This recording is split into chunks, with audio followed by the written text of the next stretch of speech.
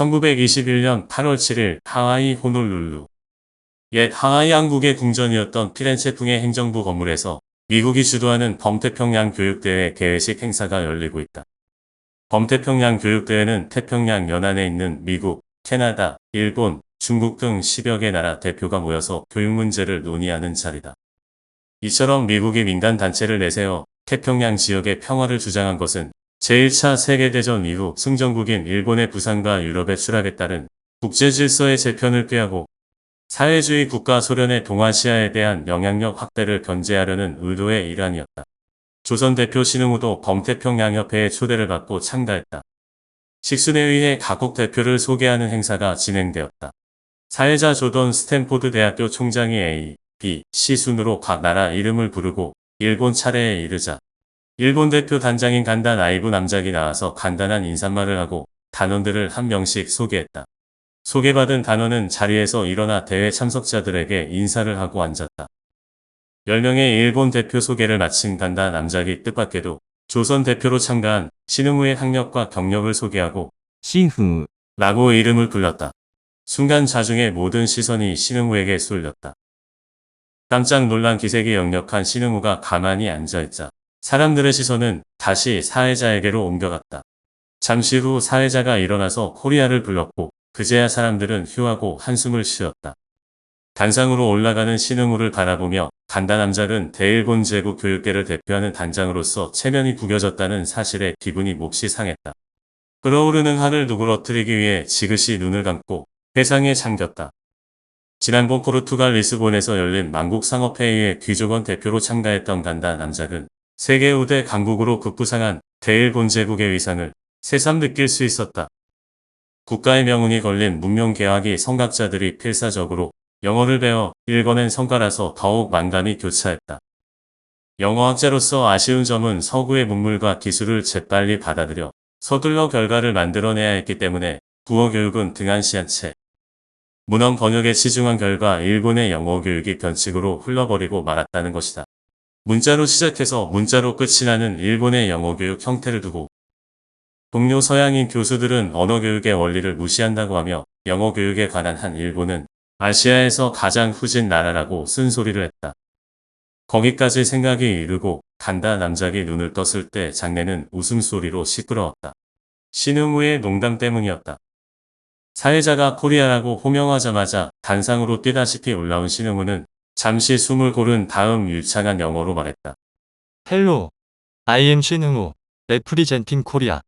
Since you are already aware of me, I will not introduce myself at length. As you know, the word 신 in English means crime or wrongdoing. Everyone learns this word from a young age, and since my name is 신, I believe you will easily remember me. 그 말이 끝나자 참가자들은 웃으며 박수를 쳤다. 당시 신흥우는 간다에 대해 일본에서 영어를 제일 잘하며 일본 유신 때부터 외교에 공이 많아서 남작을 타게 된 사람이라는 정도로 알고 있었다. 신흥우는 유창한 영어와 유머로 자중의 시선을 사로잡았다. 그런 신흥우의 모습은 마치 40년 전 비록 영어는 서투르지만 일본인과는 전혀 다른 영어 발음으로 자신을 깜짝 놀라게 만든 윤치호가 영어 실력자가 되어 한창 무르익은 영어 실력을 자랑하는 듯했다. 지금은 조선이 식민지이고 게다가 조선인들도 일본어를 국어로 쓰고 있으니 크게 염려할 바는 아니라고 생각하지만 그래도 신흥우의 유창한 영어 발음을 듣다 보니 자꾸 옛날 일이 떠올라 마음의 동요가 좀처럼 가라앉지 않았다. 그래, 내 생각이 틀리지 않았던 게야. 간단남작은 같은 말을 마음속으로 계속 되뇌었다. 간단남작은 작년 말 게이오기즈쿠 대학 의학부 창립기 양식장에서 만난 방사선과 후진알미 교수로부터 후두 결핵의 새로운 치료법으로 X선 요법이 시도되고 있다는 말을 듣고 한 가지 아이디어가 떠올랐다. 조선인이 영어 발음을 할 때 X선 촬영으로 발음기관에 좋은 위치나 좋은 작용을 시각화한 다음 일본인의 영어 발음 사진과 비교하면 뭔가 의미 있는 차이를 발견할 수 있을지도 모른다는 생각이 들어서였다. 문제는 그게 기술적으로 가능하냐는 것이었다. 그 점에 대해 후진아미 교수는 당장은 어렵겠지만 기술이 발전해 고속으로 X선을 촬영할 수 있다면 가능하다고 했다. 간단남작은 그 말을 듣고 더 이상 자신이 할 수 있는 일은 없다고 느꼈다. 상대는 기존 엑스레이와는 달리 동영상으로 볼 수 있는 시네레디오그라프라는 장비로 촬영한다.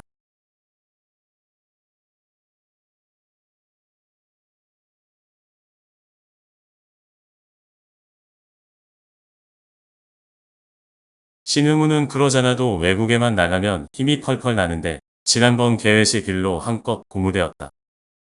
대회 기간 중 주최 측이 따로 마련한 일본 대표와의 간담회 자리에서도 일본의 교육질의 문제를 거론하며 식민지 교육 정책을 신랄하게 규탄했다.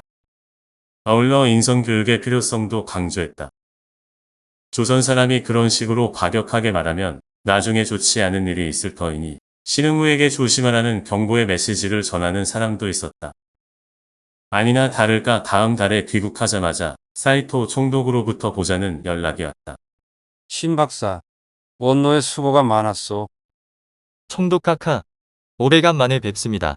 총독부에서 아낌없는 지원과 배려를 해주신 덕분에 무사히 다녀왔습니다. 그런데 하와이에서 박사의 활약이 이만저만한 게 아니었나 보오. 가장 고무된 분이 간다남작이었다는 것 같소. 신 박사가 무슨 실수라도 했던 게요. 사이토 총독이 신흥우 얼굴을 뚫어지게 쳐다보며 말했다. 남작이 화가 많이 나셨다고 일본 대표단이 외무성을 통해 우리 총독부로 전보를 여러 통 보냈소. 전신줄이 시뻘겋게 달아오를 정도로 말이오. 총무국장이 답신을 하느라 무척 곤란했던 모양이오. 신흥우는 묵묵히 듣고 있었다. 총무국장이 화가 나서 당신을 잡아 가두겠다고 하는 것을 내가 간신히 말렸소. 앞으로 조심하는 게 좋을게요. 같은 달 16일 청송정에서 신흥우 YMCA 총무의 귀국 축하 만찬 모임이 있었다. YMCA 일을 맡고 있는 윤치호, 이상재, 김필수, 육정수, 김동성 등이 참석했다. 신흥우는 이 자리에서 범태평양협회 조선지구 결성을 제안했고 박영효가 회장, 윤치호가 부회장, 신흥우와 김동성이 서기에 뽑혔다. 이날 간다 남작이 자신을 장악하려던 술책을 위기일발로 모면하고 조선 대표로 활약했다는 이야기를 전해들은 윤치호는 일기의 신흥우 씨의 보고가 흥미진진했다고 짧게 썼다. 신흥우는 11살 무렵인 1894년에 배제학당에 입학해 영어와 신학문을 배웠다. 졸업 후에는 배제학당에 대학가정 설치를 기다렸으나 진척이 없자 덕어학교에 진학했다. 과학을 공부하려면 독일어를 할 줄 알아야 한다는 아펜젤러 당장의 조언 때문이었다. 아펜젤러는 영어학교로 출발한 배제학당이 안정이 되자 예비과정 1년과 교양과정 3년으로 편성하여 운영하며 대학으로 발전시키려고 했다. 1898년에는 3년의 고등학교 과정과 4년의 대학 과정으로 재편성하려고 계획했으나 이루어지지 않았다. 신흥우는 덕어학교에서도 공부만 하지 않고 학생회를 만들어 토요일에는 토론회를 개최하며 왕성하게 활동했다. 그로 인해 유신운동을 한다, 박영효와 모의하여 정부 전복을 꾀한다는 모함이 사정당국에 들어갔고 결국 체포되어 3년 징역형을 선고받았다. 당시 한성 감옥에는 탈옥 실패 후 종신형을 선고받고 수감 중이던 이승만이 있었다. 신흥우는 이승만과 두어 해를 감옥에서 함께 보낸 뒤 추록했다. 그리고 선교사들의 도움으로 미국 남가주 대학으로 유학을 떠났다. 1911년에 8년간의 유학생활을 마치고 귀국했다. 귀국 이듬해인 29세 때 조선인으로는 처음으로 배제학당 당장이 되었고 1920년에는 윤치호에 이어 YMCA 총무가 되었다. 3.1운동 이후에는 외교운동과 실력양성운동에 적극 나섰으나 일제 말기에 친일파로 변절했다. 간다남작은 1921년 봄 포르투갈 리스본에서 열린 만국상업회의의 귀족원을 대표하여 참가한 뒤 귀로의 모교인 아머스트 칼리지 100주년 기념 축전 때 내빈으로 참석하여 명예의 법학박사 학위를 받았다. 8월에 하와이 범태평양 교육대회에 참가하였다가 9월에 귀국했다. 그리고 10월에 다시 워싱턴 군축회의에 참가하기 위해 도미한 뒤 이듬해 2월에 귀국하는 등 바쁜 일정을 보냈다. 고령의 나이에 무리한 일정을 소화한 탓이었는지 이후 병으로 고생하다가 1923년에 생을 마감했다.